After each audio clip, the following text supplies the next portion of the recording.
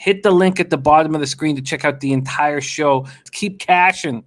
Go get him, Maxie. Come on, Maxie. Take us home, Maxie. Maxie, baby. 7 p.m. Eastern, we start. Number 9th ranked Wisconsin Badgers, 10-2, 4-1 in the Big Ten. At number 7, Michigan Wolverines, 10-0, 5-0 in the Big Ten, and have become my favorite college basketball team this year. Crisler Center, Ann Arbor, Michigan. We're going to start with Wisconsin. They're 3.5-point dogs at FanDuel. This total is at 134.5. Wisconsin's won 7 of 8, 2 straight. They're coming off a double overtime victory at home over Indiana on Thursday night as 9-point favorites. Point guard Dimitri Trice, 7 of 15, 21 points, 7 assists. But what he does so well, Max, and there's 1 turnover in 47 minutes, and the ball is in his hands a lot. They hit 46.3% from the field. They hit 41.4% from 3. They only turn the ball over 8.2 times a game. They have 4 players scoring in double figures, led by Trice at 14.8 points, and a 5th in Aleem Ford, who's averaging 9.8 points per game. They outscore opponents by an average of 15 points per game. Now let's talk about mighty number 7 Michigan, coming off their 10th straight win. A 25-point beatdown of a good Minnesota squad at home. This team is very good. They outscore opponents by an average of 15.5 points per game. They hit 52.5% from the field, 77.8% from the foul line. I know you love that.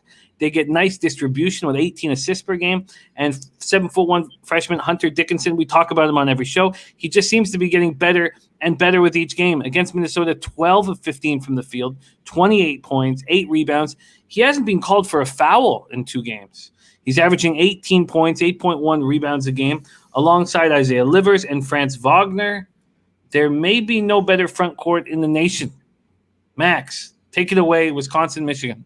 This is definitely going to be one of the highly sought-after games to watch tomorrow, and it deserves all the credit in the world. You're going to have this Michigan team that's been able to light it up in first halves to the tune of about 38 points versus Wisconsin's first half defense, which has been around 23 points. So something's got to give in this matchup, and what I think is going to be the difference is going to be what happens to Wisconsin's three-point shooting. This is a Wisconsin team that has just been absolutely dynamite from the three-point line, whether that be Potter, whether that be Trice, whether that be Davison.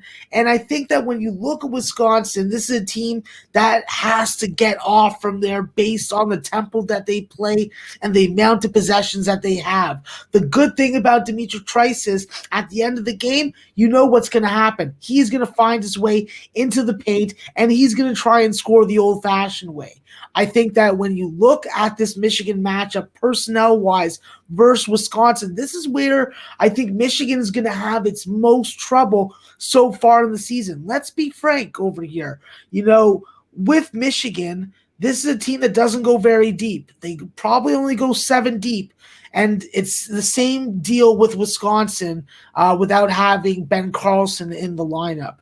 When I look at Michigan, the matchups that scare me are the matchups at the point guard spot. We've talked about Mike Smith over and over again with his size, with his strength, but somehow in some way he's been finding a way to be successful running this offense for Juwan Howard with the help of Eli Brooks, who presents his own challenges when it comes to ball handling skills and ball security. With Trice and Davison, these guys definitely have the advantage. They have the experience, they have the toughness, and they've played the competition so far.